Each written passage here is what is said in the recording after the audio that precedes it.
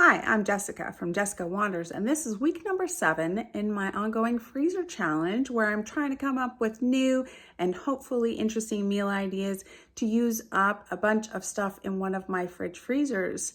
It's taking longer than I thought it would. If you're new here, I will leave a link up here in the cards if you want to watch the entire freezer challenge from the beginning. If you enjoyed the video, don't forget to give it a thumbs up and subscribe to see more videos from me. Let's see what I came up with this week. Good morning. This morning I am going to make a recipe that has been suggested to me probably across all of my challenges. I'm going to make pumpkin bread. In this challenge, it has been suggested by Micah Miller, Catherine Dockery, and Mary W. I found a recipe that is very like a pumpkin spice bread. It's got cinnamon, ginger, ground cloves, and nutmeg, which sounds like pumpkin pie. It sounds like pumpkin pie bread. I've got 1 pound of pumpkin puree that was in the Ziploc bag in the freezer. It's a little waterier than like a pumpkin puree that you would get at the store might be, so I'm a little bit worried about that, but we're gonna try anyways. I've got eggs, salt, flour, sugar, and baking soda, and oil. I'm loving these containers. They're working really awesome for me. They're so much easier to lift than bags down in my cupboard. Anyway, we're gonna put all that together and we're gonna make pumpkin bread. It says it makes 2 loaves. I've got these 2 loaf pans. Maybe I'll put one in the other freezer or eat it for Canadian Thanksgiving coming up. This is what we're gonna make for breakfast, and then 1 loaf probably for Thanksgiving as well. Yeah, let's make pumpkin bread. I will leave a link in the description below for the recipe that I'm loosely trying to follow. I don't have canned pumpkin puree. I'm using my own, so we'll see if that works. All right, preheat the oven to 350. Gonna grease and flour my loaf pans.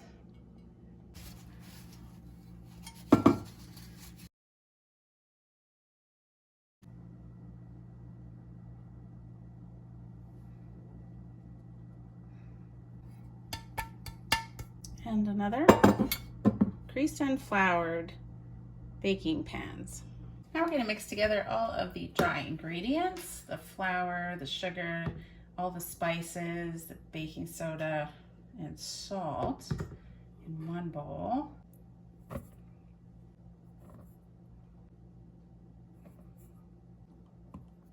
Three cups of white sugar. Oh, that seems like a lot of sugar, but here we go. 3 cups of sugar, white sugar. So funny. This sugar is supposed to go in with the wet ingredients, which is super hilarious. Oh, okay. It's going to start out being a disaster. Yay! Starting off the morning right, my friends. You know, it's really hard to do, separate sugar from flour. That's a hard thing. I got a whole lot of it out. Okay, so no sugar in with the dry ingredients. I feel like I'm paying attention now.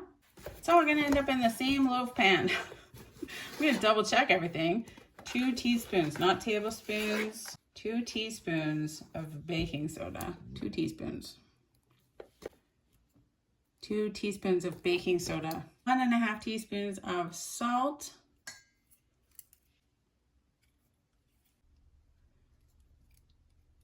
Maybe it doesn't seem like enough cinnamon. 1 teaspoon of ground nutmeg, 1/2 teaspoon of ground cloves, and 1/4 teaspoon of ginger. It smells like pumpkin pie already. Just mix that, whisk that all up so it's well mixed. Dry ingredients, check.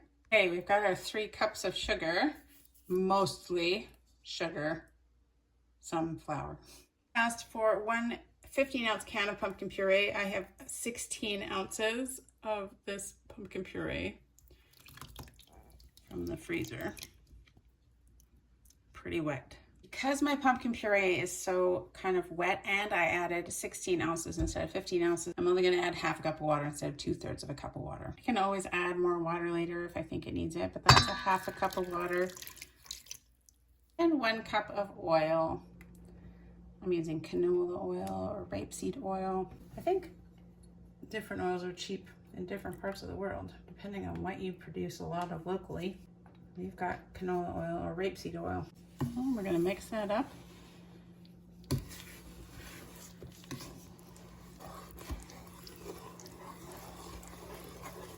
feel like there's probably not as much sugar as should be in here. Whisk that up. I almost forgot the eggs. I'm not having a good day. Okay, and 4 eggs. I think that what happens when you go on vacation is your brain just shuts off, which is great, but it kind of takes a little while for your brain to start working again, I think. Because I feel like I'm still just like relaxed, not really on top of things. I have a lot of appliances that could be doing this job for me. You could use a stand mixer. Okay, now we're gonna stir the dry ingredients into the wet ingredients. Dry ingredients. And stir that until just blended. I'm mostly smelling those cloves and the nutmeg.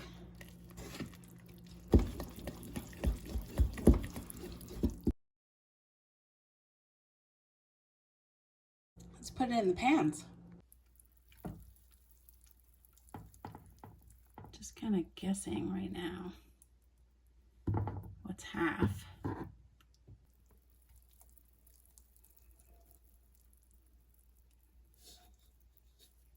All right, there we go. It doesn't say which rack, but I'm putting them on the middle rack for 50 minutes, 350-degree oven. Okie dokie, I'm pretty excited. It smells pretty wonderful in here. I don't think they're done though. I'm not gonna, no, they're definitely not done. Not done. I'll put them in. That was 50 minutes. I'll put them in for another 15 minutes. They're really not done. Second time's a charm. That was another 15 minutes. So that's like an hour and 5 minutes so far. It's looking a little bit better.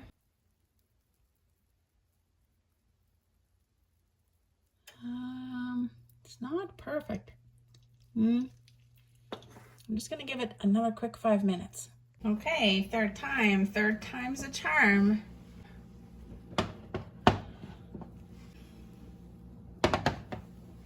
I'm hopeful. See, I took both of them out. Power of positive thinking. Yeah. That is awesome. They are totally, mostly done. No, they're definitely done. I'm just gonna let them cool for a little bit and then I'm gonna give it a try. Okay, I think this really nicely came away from the sides, you can see. So I think it's just gonna come right out. That's what's gonna happen. It's gonna be beautiful. Yeah, yay, that was awesome. My gorgeous pumpkin bread. It smells wonderful. It's very crispy on top. If I had some cream cheese, I would definitely try Mary W's suggestion of having cream cheese on pumpkin bread. Oh, that looks really nice. It looks really nice inside. It's nice and steamy. Maybe I would add some walnuts to that, maybe.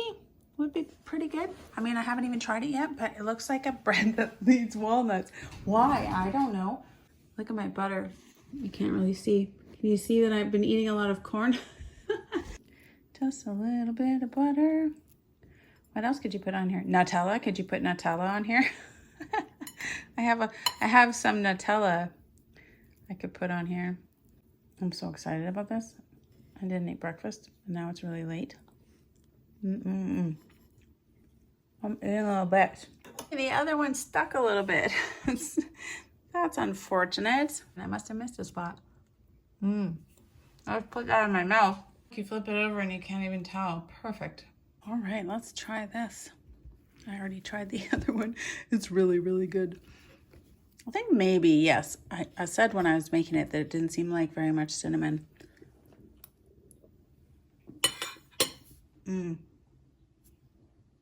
I mean, this is very good. It would be very nice with some jam. I think it might be pretty good with the cream cheese on it too. I could probably increase all the spices, but certainly the cinnamon for me anyways.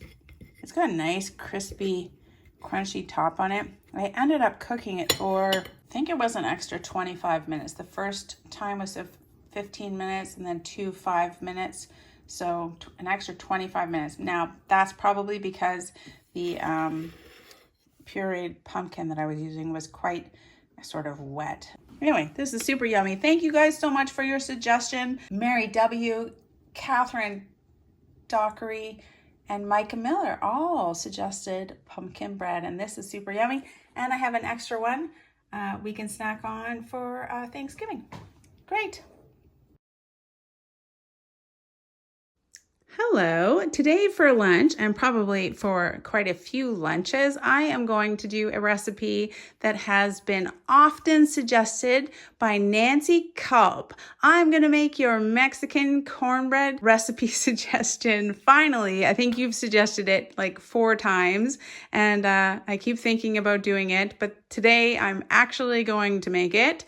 I found a recipe for Mexican cornbread casserole that I think looks really interesting, and I'm going to give that a try. I'm going to use my frozen poblano peppers in the ground beef mix. It called for like green peppers, but I'm going to use these ones up. It might make it a little bit spicier. I've got extra garlic, ground beef, and corn. This is just like frozen corn that I have. I had to find one that had you make the cornbread topping from scratch because I don't have any of that Jiffy cornbread mix, but I do grind my own corn. This is from my corn, and then I have an attachment for my KitchenAid mixer that just grinds it into cornmeal. So this is my cornmeal for the cornbread topping with some baking soda, and then this is just salt, eggs maybe, and milk for the cornbread topping. Cheese in this mix, and also probably on top, and then you put some spices, like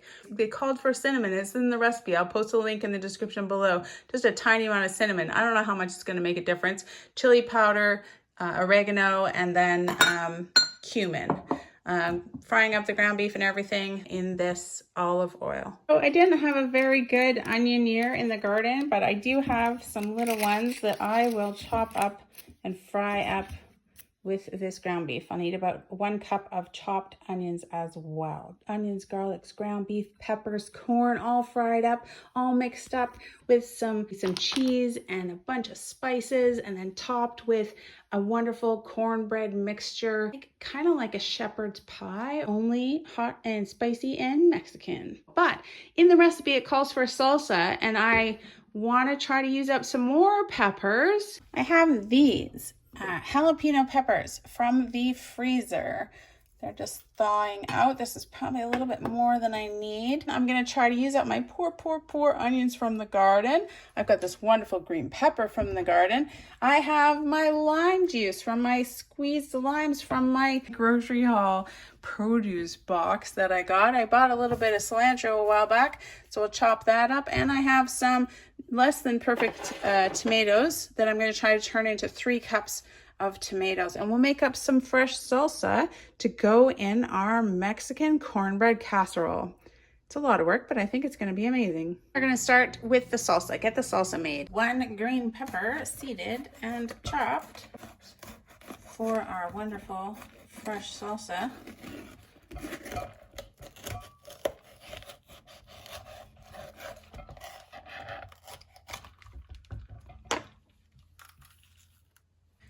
We made some good peppers. There's not a ton out there, but they're pretty good looking. It called for a 1/2 cup. I have a little more than 1/2 cup here, so I think maybe that's good.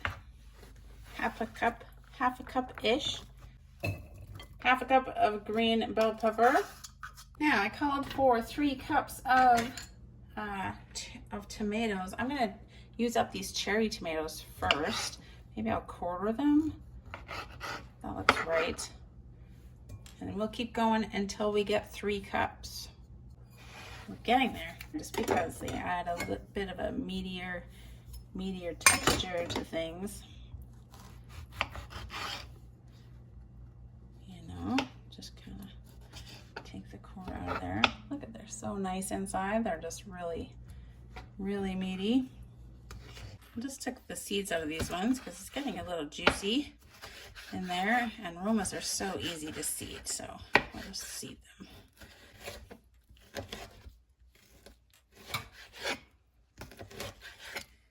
When we were picking tomatoes, this pile was just the we need to eat these right now pile. So this is perfect. Maybe this is just a warm-up for all the canning salsa I have to do this week, which is a lot. I have a lot to get done.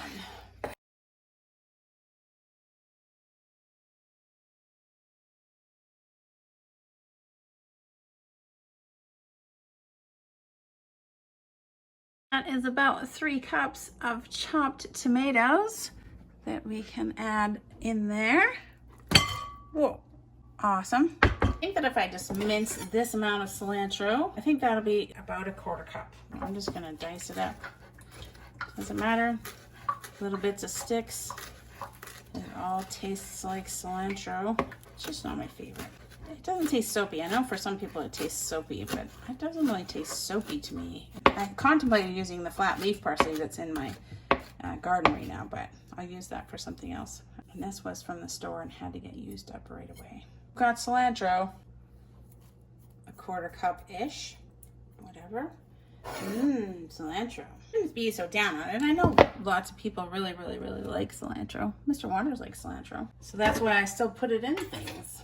We got some jalapeno peppers, and I think they are fairly hot, so I'm going to try to not touch them at all. You can wear gloves or just don't touch them. It wants 4 teaspoons of jalapeno peppers in this salsa. I think this is more than 4 teaspoons. 1 teaspoon spicy jalapenos. 2 teaspoons of spicy jalapenos. 3 teaspoons of spicy jalapenos. I was just thinking maybe some people didn't have Sesame Street. Is Sesame Street just North America? I have a fair amount of diced up jalapenos. I'm going to put them in a small bowl, and if Mr. Wanders wants to add some more to his, he can.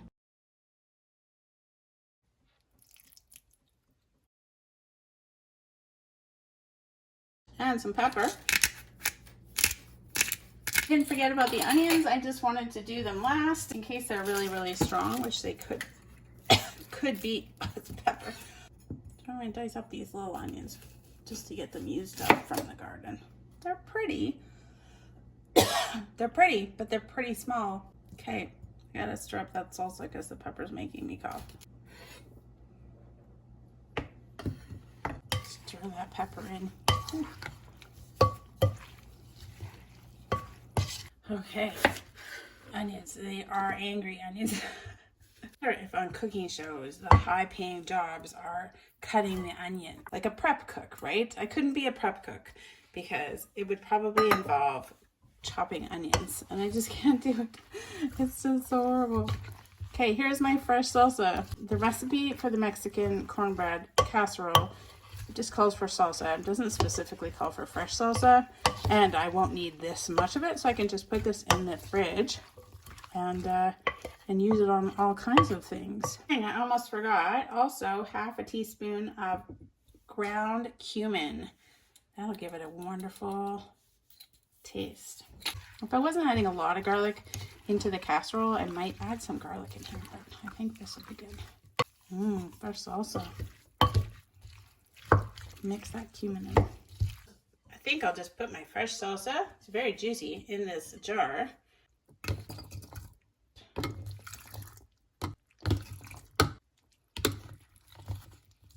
It did say I was supposed to make 6 cups. There we go. We made enough salsa for the fridge and some salsa for my Mexican cornbread casserole.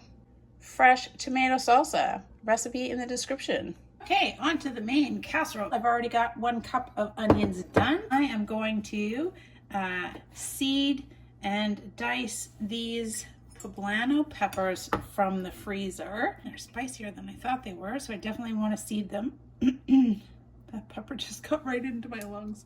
Whew. Just pull them out. Slice them. Open them up, make sure they don't have any seeds in them, and then we'll dice them up.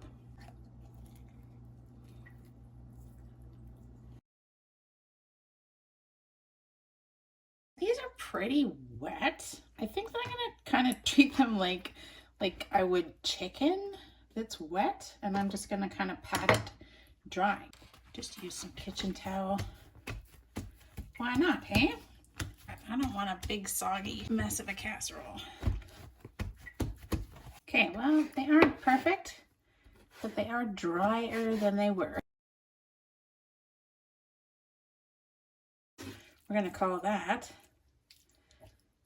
1 cup of poblano peppers. All right, let's start the main part of this casserole.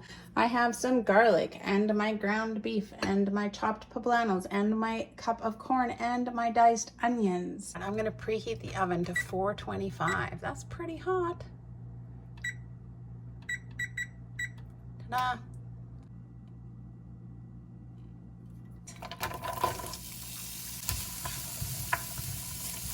Recipe says 3 minutes.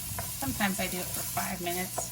That's 3 minutes, and then I'm going to add these poblano peppers. I don't need to cook them because they're already roasted and frozen. It's going to get splattery because they're wet, but I do want to heat them up, try and get some of that water off of them. Mix it all together. I think as they're roasted, those poblanos have kind of like a smoky flavor and smell to them. Kind of nice, roasted peppers. They smell wonderful. My dang camera, I added the garlic, you can see it over there, and all the ground beef. I'm gonna cook that ground beef till it's not pink anymore. At this point you can add your spices. I don't like to add my spices in until I know whether or not I'm gonna be draining the fat off of it, because I don't like to lose my spices when I'm draining fat. So it doesn't look like it's that fatty. It was a lean ground beef, so it should be okay. It might just be water from the frozen peppers in there. Okay, we're gonna add all the spices. 1 teaspoon of chili powder, 1 teaspoon of cumin, 1 teaspoon of oregano, 1/8 of a teaspoon of cinnamon. Interesting. I don't know if we'll even be able to taste that in there.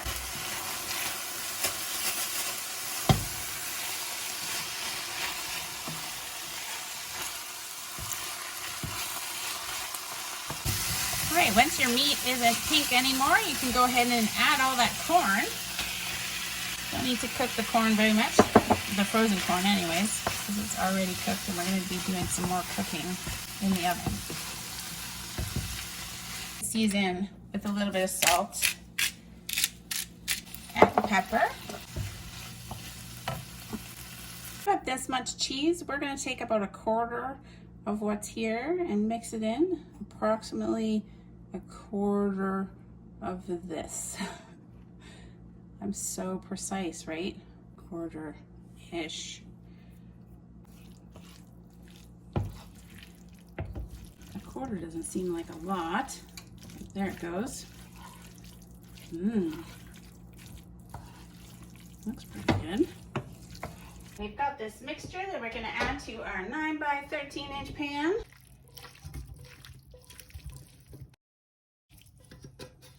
That wonderful mixture. Then just spread that out. And now I have to spread that wonderful fresh salsa on top. Just a cup, it says, which isn't very much. It smells good. Let's add salsa. Okay, it's not a lot of salsa, so I'm gonna have to be careful spreading it around.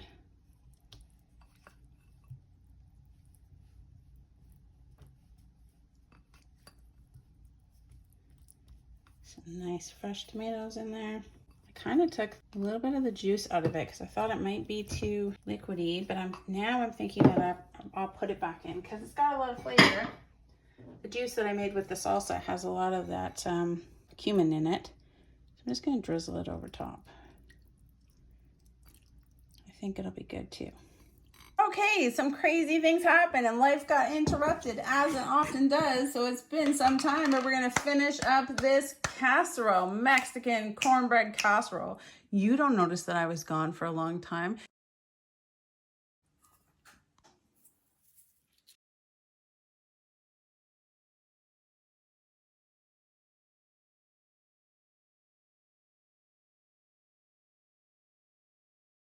Whisk all that together.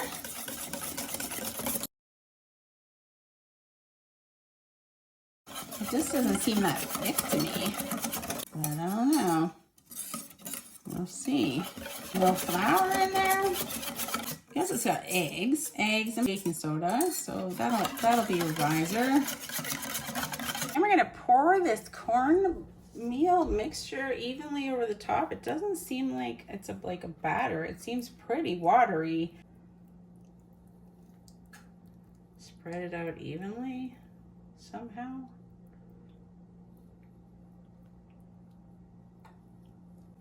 Interesting. Seems very liquidy. I don't know about that.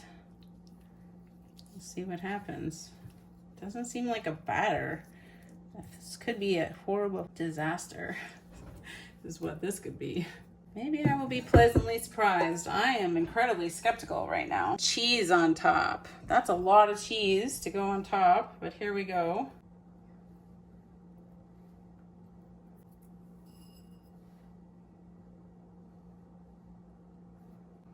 And into the oven it goes. 425 for 30 to 40 minutes.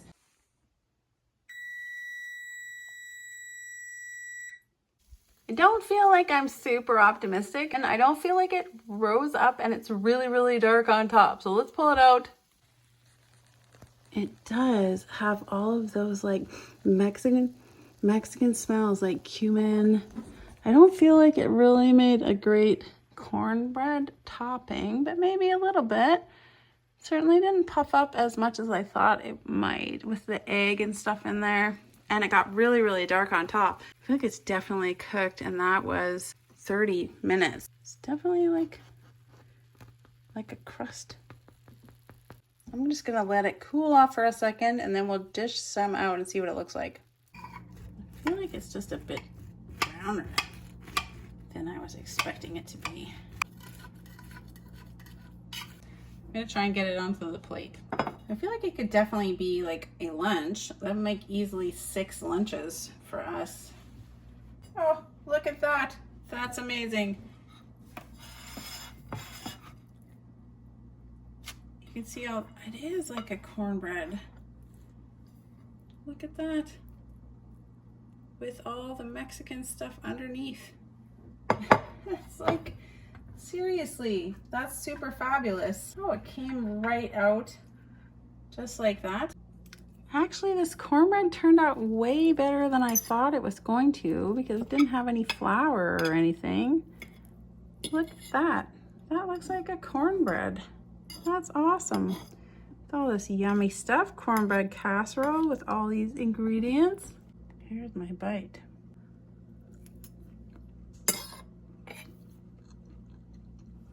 Waiting for the spicy. There it is. It's not too bad. Oh, this is lovely. I like the mix with the poblanos.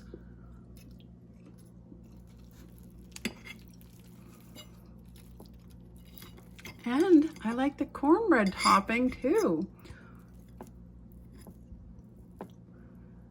Oh, it's got a nice spice to it.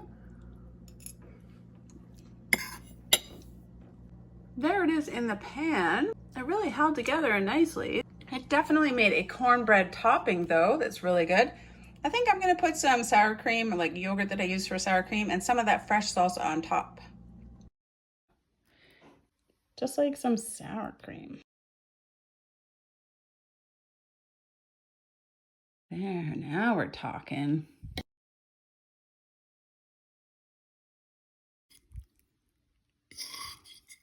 This may be a bit too much, too much sour cream, but we'll go with it. Thank you so much for the multiple suggestions for Mexican cornbread casserole, Nancy Cup. I think that I might look for other recipes, but this one did impress me. The cornbread did rise and made a cornbread on top, which is amazing. I didn't think that it was going to, and the taste is really very good. It's really nice. I put too much sour cream on it now, of course. I think it'll be nice for like quite a few lunches. I think there's 6 servings in that tray easily. For dinner tonight, I found an interesting recipe using chicken and Brussels sprouts and gravy with pasta. I'll leave a link in the description below. They're roasted Brussels sprouts, so we'll see. And I got the new Parmesan, some new fresh Parmesan to use up on the pasta.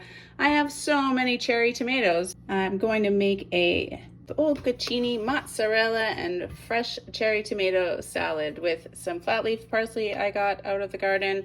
I'm going to use some red wine vinegar and olive oil, and I'm going to put loads of garlic in it. And that'll be for dinner tonight. I'll post a link in the description below for the tomato and mozzarella salad I'm loosely going to try to follow. I know it only asks for 1 clove of garlic. I'm going to put in 4 cloves of garlic, because why not? We're going to do up the vinaigrette that's going to go on the cherry tomatoes. I'm going to add some honey Dijon to the mixture.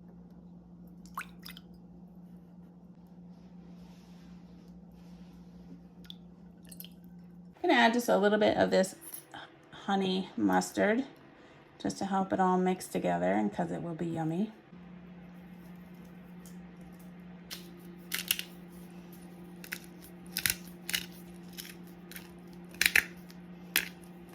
So many ways to try to use up this garlic that I still have frozen when I have so much fresh garlic as well. The frozen garlic peels really well. My new favorite way to like smash garlic, not this side, but this side works perfectly. Doesn't stand a chance. Mush. Easy. Like really.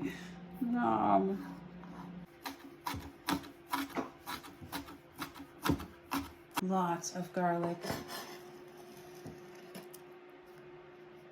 Mix that up.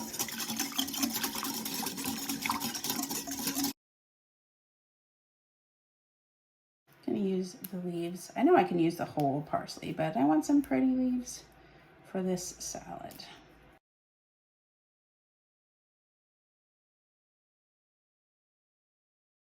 Chop it up a little bit more. Just a little bit more.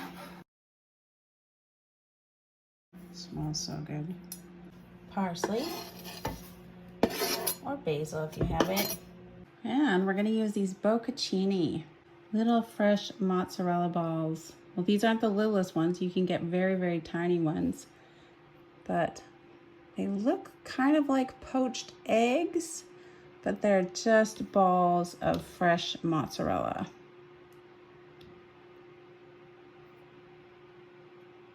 I think I'm going to use all of them. Get the very, very smallest ones. You can just put them in straight into the salad, but I'm going to slice these ones like that, maybe in half this way, and then slice them this way. Make little half moons of cheese.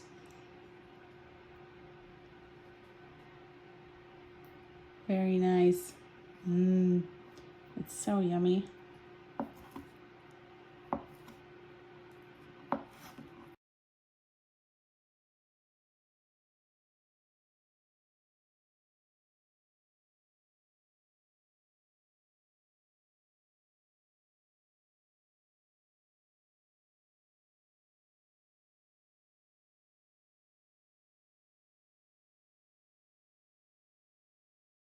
Our lovely vinaigrette that we made.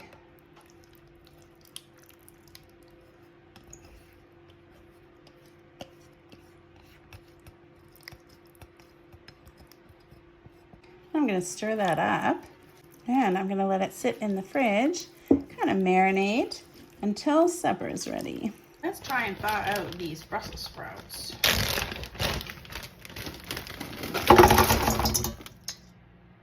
I am going to half all of these Brussels sprouts. They're still a little bit frozen, so hopefully this goes okay. Oh yeah, there we go. And then I'm gonna roast them in the oven.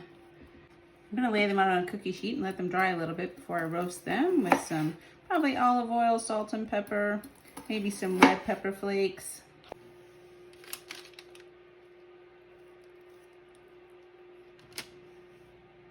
It's kind of sad. I didn't grow any Brussels sprouts this year. These are from last year, and I don't have any coming out of the garden, so I'll have to buy some from the store at Thanksgiving. I just drizzle some olive oil on here. Some salt on there.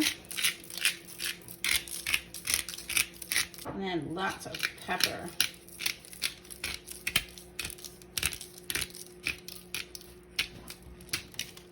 $400 degrees for 45 minutes. These Brussels sprouts. Yeah, yummy. Hey, they really shriveled up. I had to go hard on these because they were frozen and kind of mushy. But I think that's as good as they're gonna get. Some of them look perfect. It sure got very small. That's hilarious. So I have these chicken thighs that I'm gonna use. I'm gonna kind of slice them, maybe quarter them, and then salt and pepper and fry them up in some oil. Just want them about the size that you would wanna find like in your pasta.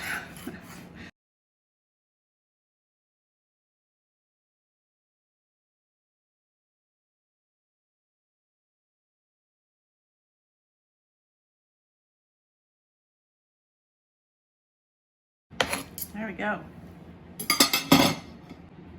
Salt and pepper.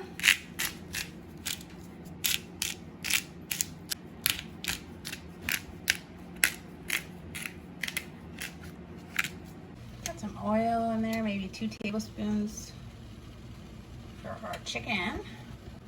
Fry up our chicken.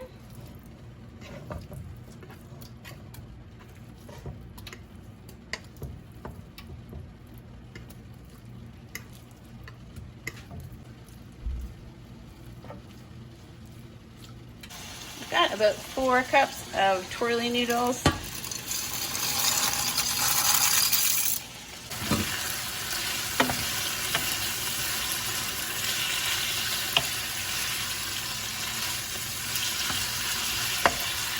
Good, drain the chicken, and now I'm gonna add to it this frozen chicken gravy.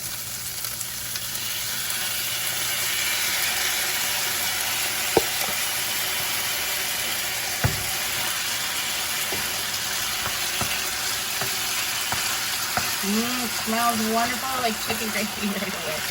That's awesome.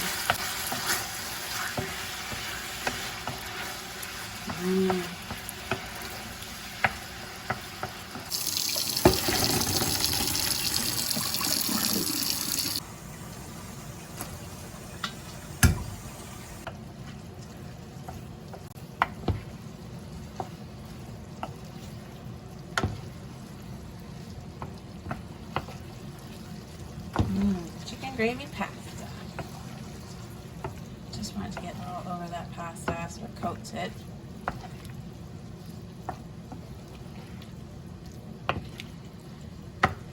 And that shiny, wonderful gravy. Needs more pepper.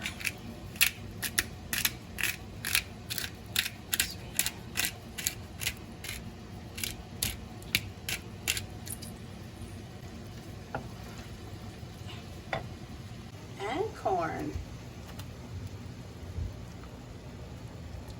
Yummy. More? One more. More corn.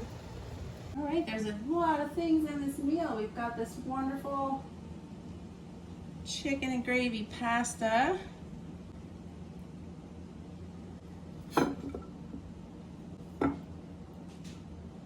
Today I'm going to top with these slightly overcooked but very crunchy and crispy Brussels sprouts, which are kind of nice. Mr. Wonders was sort of eating them like chips, so that's yummy. They taste really good. Kind of like a salty snack. Almost like little croutons. And then I'm gonna throw some of this Parmesan cheese that I got on top. So yummy.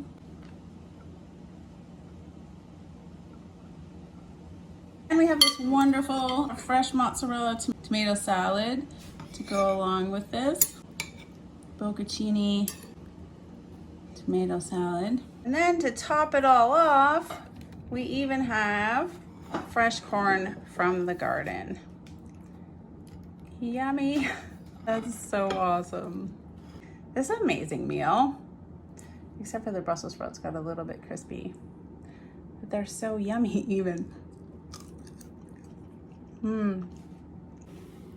I want to try this pasta. It's just chicken gravy, Brussels sprouts, Parmesan. Seems like a good combination. That is very good. Oh, yummy.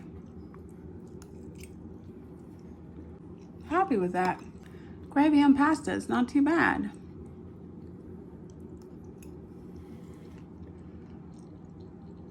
That used up the frozen gravy and the Brussels sprouts. Of course, that's all the Brussels sprouts gone. This mozzarella and tomato salad doesn't look like it used up anything, but I did use up some frozen garlic from the freezer. And of course, this salad is wonderful. I love that bocconcini cheese with the fresh tomatoes. Yeah. Nice dinner tonight. I will post links in the description below for this salad, as well as this pasta, gravy pasta with Brussels sprouts. Both thumbs up from me. All right, that is the end of week number 7. This is what's left in the freezer. It's getting lower and lower. Obviously, still pumpkin, but not like, I mean, yeah, there's still a ton. There's like still a ton of, these are actually Hubbard squashes, orange squashes. They're all, call them all pumpkin. They're all squashes. They're all interchangeably used as pumpkin. Still these small bits of bread. This is like a plum sauce. I'm trying to work my way through this frozen garlic. I've got beets and these are spinach. I didn't do anything with the spinach this week. Still a few more ground cherries, more poblanos, and these are banana. I thought they were hot peppers, but they're not very hot. They're just kind of not hot. They might just be regular banana peppers. I thought there was some spicier ones in there, but no.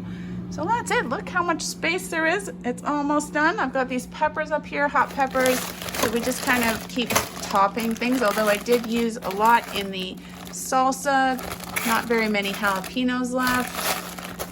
And, oh, where are the rest of the habaneros? Oh, there they are. Habaneros. I haven't done anything with the habaneros yet. I'm not sure that I'm going to. They're much hotter than I enjoy, so I'm not sure. We also have a ton more coming out of the garden, so I'm not sure what's going to happen to these. I don't know. But that's what's left after week 7. If you enjoy the video, don't forget to give it a thumbs up. You can click my face to subscribe to see more videos from me.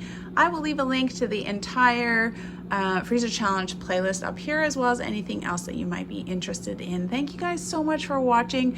I appreciate it. Eventually there's going to be a blowout empty the freezer week. Might be next week, but probably not because it's Canadian Thanksgiving. So be warned. Bye. See you next time.